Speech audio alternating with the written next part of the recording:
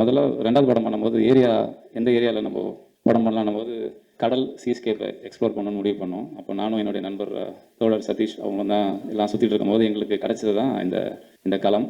அதில் ஒரு இன்ட்ரெஸ்டிங்கான ஃபேக்டர் இப்போ நம்ம ஏவியில் பார்த்ததை தாண்டி ஒன்று இருக்குது. ஒரு 100 கிலோமீட்டர் ஸ்ட்ரெச்சில் ஒரு மக்கள் வந்து இந்த விளையாட்டை வந்து பல 100 ஆண்டுகளாக தொடர்ந்துட்டு இருக்காங்க. அது உள்ளே போய் பார்க்கும்போது ஒரு ஆச்சரியமான விஷயம் தெரிஞ்சிச்சு. என்னென்னா அந்த விளையாட்டு தான் அந்த மக்களை பாதுகாக்குன்ற உண்மை நாங்கள் தெரிஞ்சுக்கிட்டோம். அந்த விளையாட்டை அவங்க விட்டாங்கன்னா அவங்களுடைய வாழ்வாதாரத்தையும் சர்வைவலையும் அவங்க இழந்துடுறாங்க. ஸோ கதைக்கு வந்து அது ஒரு பேஸ்மெண்ட் எங்களுக்கு கிடச்சிச்சு. ஏன்னா இது இன்ஜினை வந்து கைட்டி வச்சுக்கிட்டு ஒரு கேம் விளாட்றாங்க.